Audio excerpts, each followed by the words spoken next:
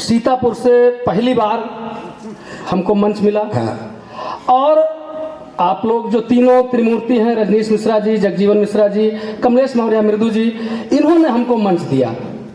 और आज वो मुकाम है कि जो बड़े बड़े लोग तरसते हैं, उसमें हमें बहुत तारीफ करने की अपनी जरूरत नहीं, बताएंगे नहीं तो आप लोग जान नहीं पाओगे। वो मुकाम है जो बड़े बड़े लोग तरसते हैं। तो एक बार मैं चाहता हूं कि जैसे इन लोगों ने मुझको उठाया, मैं जमीन में बैठा हुआ था, मुझको उठाया है, उसी तरह से मैं दुआ करता हूं, भगवान से प्रार्थना करता हूं कि इन लोगों ने जैसे मुझे उठाया है, ऐसे भगवान इन लोगों को उठाए। क्या बात है। और ऐसे ही देखो, जब ये यहाँ थाने में जब इनकी पोस्टिंग थी तो लोगों को जैसे ये बजाते थे, वैसे आज मौका मिला है, आप बजाएं। लोगों को लगता है कि कविता में बहुत कुछ हासिल कर लिया है मैंने। इन लोगों के संपर्क में आकर के मैं साफ साफ बताना चाहता हूं, आप लोगों के साथ संपर्क में आकर के मेरा कोई भला नहीं हुआ, मेरा कोई भला नहीं हुआ। केवल 3 लाइन कविता मुझे आती थी आपके संपर्क में आने के पहले, केवल 3 लाइन की कविता आती थी, और उससे लाख, 50,000, 2 लाख, जितना मेरी मर्जी होती थी उतना मैं पेमेंट लेता था। मैं कविता आपको सुना देता हूँ 3 लाइन की, जिससे मेरे पेमेंट थाने पर ज्यादा से ज्यादा था। पहली लाइन ये थी कि छूट नहीं पाएगा।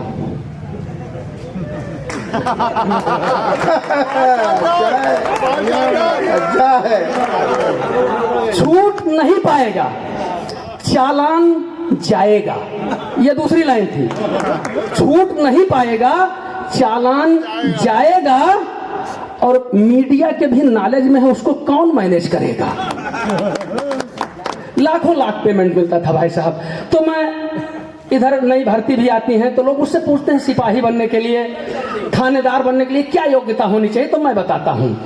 मैंने कहा कि 5 फीट 7 इंच ऊंचाई हो आपकी, और 5 सेमी सीने को फुलाना आना चाहिए। भेद बदमाश का जो लेने जाओ ऐसे लोग कि आंख से भी काजल चुराना आना चाहिए। और फायर बदमाश जो तुम पर करे तो बेटा तुमको भी गोलियां चलाना आना चाहिए। और दूर देश जाके बदमाश जो सरेंडर करे तो तुमको भी कार पलटाना आना चाहिए। बाबा बाबा, एक बार बहुत अच्छे ताली बजाए तो देखो। बड़ी शिकायत है कि बीच वाले ताली नहीं बजाए, जबकि बीच वाले सबसे ज्यादा ताली बजाते हैं। कहीं भी देख लो आप। तो मैं कहता हूँ बीच वाले एक बार आप लोग भी ताली ठीक से बजाओ यार, तब मजा आवे। आगे फिर सुनाता हूँ मैं। तेरे इको कम कर दो यार। हाँ, इको को जो कुछ हो सब खत्म कर दो। हमने कहा कि जो है जोगीरा से शुरू करता हूँ कि भारत जोड़ो भारत जोड़ो, 2 इंच भारत जोड़ो भारत जोड़ो, खेल रहा था खेल। भारत जोड़ो खेल रहा था खेल। 3 राज्य से साफ हो गया पप्पू फेल। जोगीरा सारा रा रा, जोगीरा सारा रा रा रा। वाह। आगे कि चाचा चच्चा और भतीजा, समझिएगा पूरी बात को। चाचा चच्चा और भतीजा, क्या बात। चाचा चच्चा और भतीजा जोर रहे अजमाए, और किला है तगड़ा बाबा जी का टूट रहा है नाय। जोगीरा सारा रा रा रा। इस देश का अगर कोई ठीक से बर्बाद कीन है, न नेतन के दोष है, न अभिनेता के दोष है, न पुलिस के दोष है, न चोर न डाकू का। अगर ठीक से कोई बर्बाद की नहीं है तो ये बुढ़वा लोग बर्बाद की नहीं है। आइस कह रहे जैसे ही बुढ़ाई में नहीं करी। अगर कोई ठीक से बर्बाद की नहीं, क्यों कि गई जवानी पर बुढ़ू की मंद परी ना याद। गई जवानी पर बुढ़ू की मंद परी ना याद, और नई नबेली ना ढूंढो नई बुढ़ियो जाई भाग। जोगीरा सारा रा रा रा। वाह। अरे गई जवानी पर बुढ़ू की ये दोसर हो, वो वाला ना हो।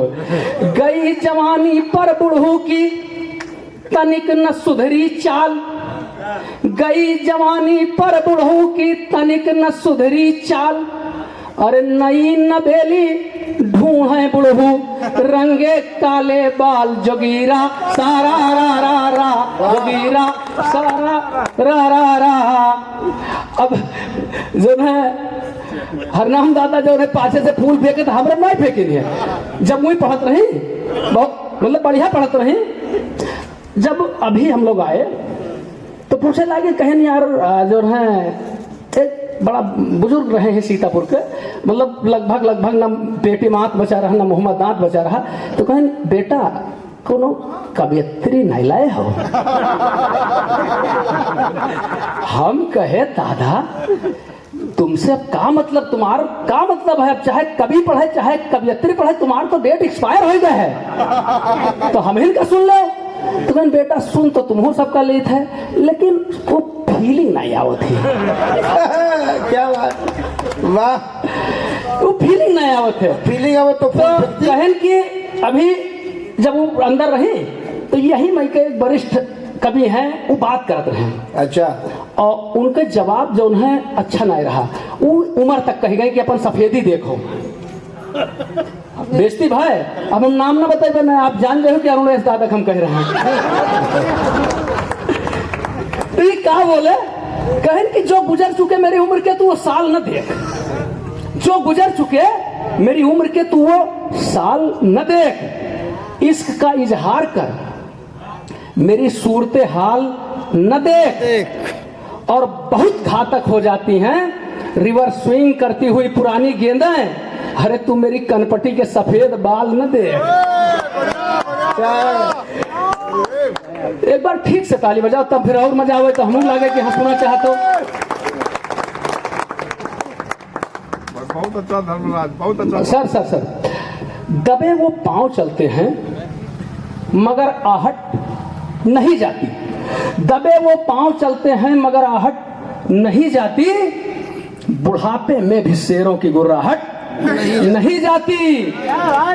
और बुढ़ापा जीते हैं ऐसे जवानी छाई हो जैसे, अरे ये मिर्चे सूख जाते फिर भी कड़वाहट नहीं जाती। क्या बात है, वाह वाह, बहुत अच्छा। आप लोग कब सम्मेलन देखते हो तो आपको लगता है कि हम कब सम्मेलन यहाँ करा दिए, ऐसा नहीं, केवल आप ही लोग जानते हो कब सम्मेलन करा, हमने भी कराया था।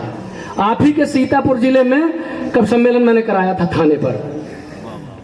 ये कभी बात करते हैं त्याग तपस्या बलिदान की, लेकिन जब कब सम्मेलन की बात करो तो ये बिना मोटा लिफाफा लिए चलते नहीं है।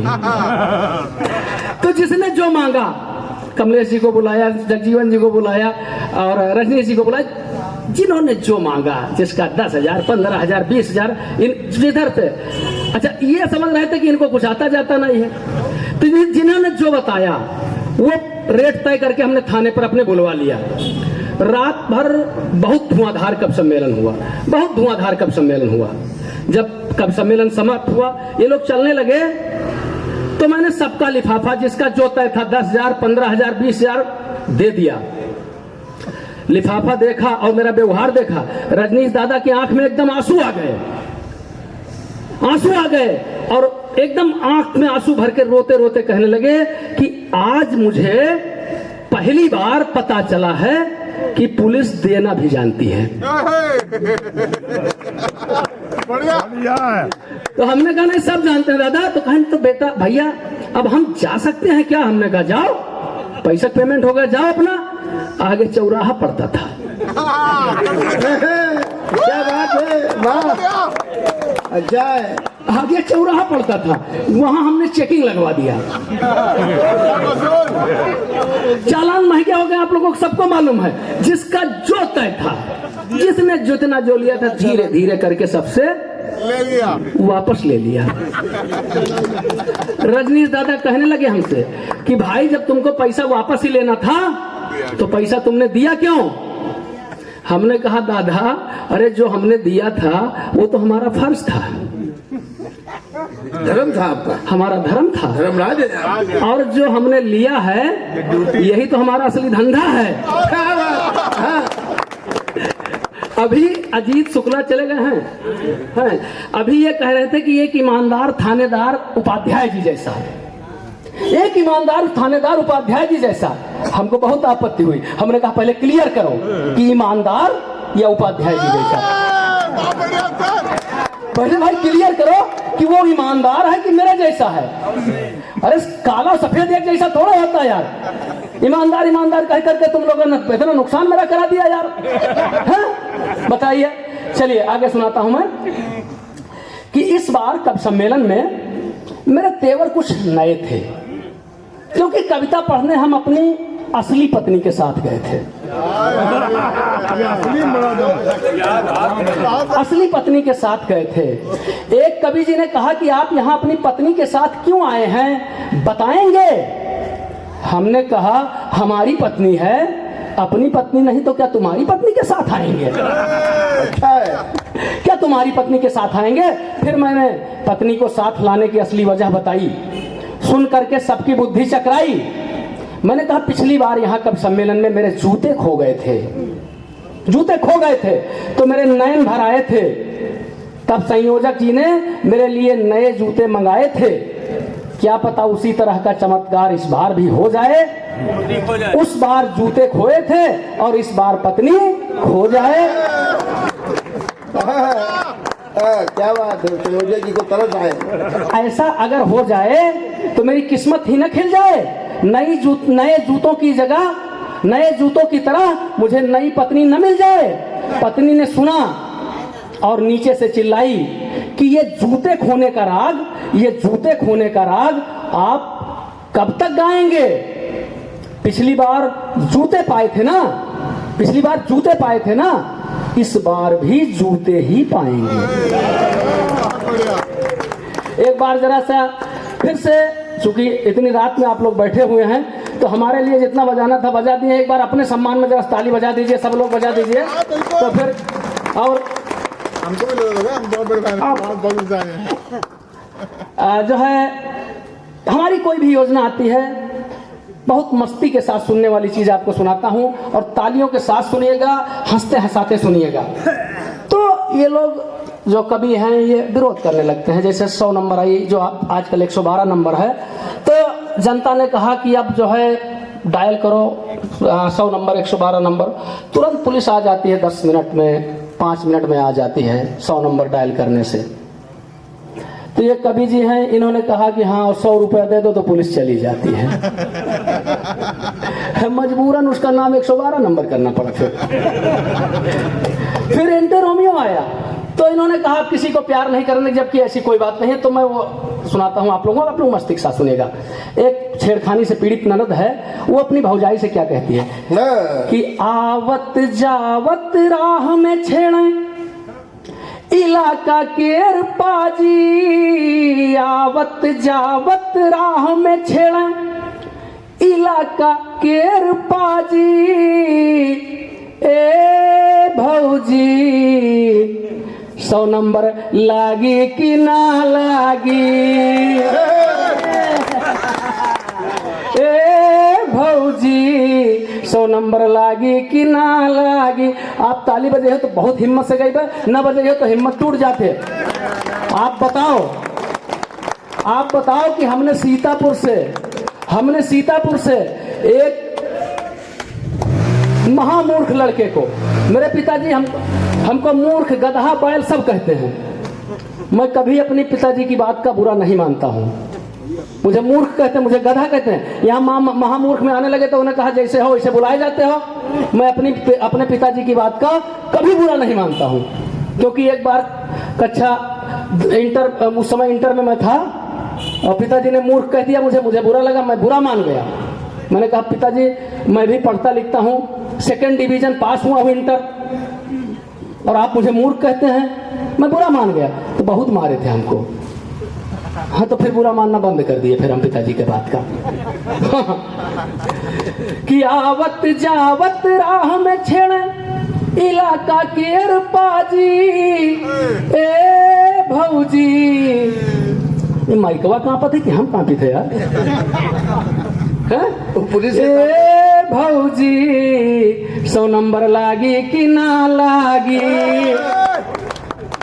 कि देखी देखी गाना गावे रोके खड़े राहबा हाँ? सबक सिखावे कोई इनका यही चाहबा वाह और लात के भूखे हैं दही जारे हे, लाते से हुई है राजी ए भौजी 100 नंबर लागी कि ना लागी बहुत बढ़िया क्या बात है, वाह।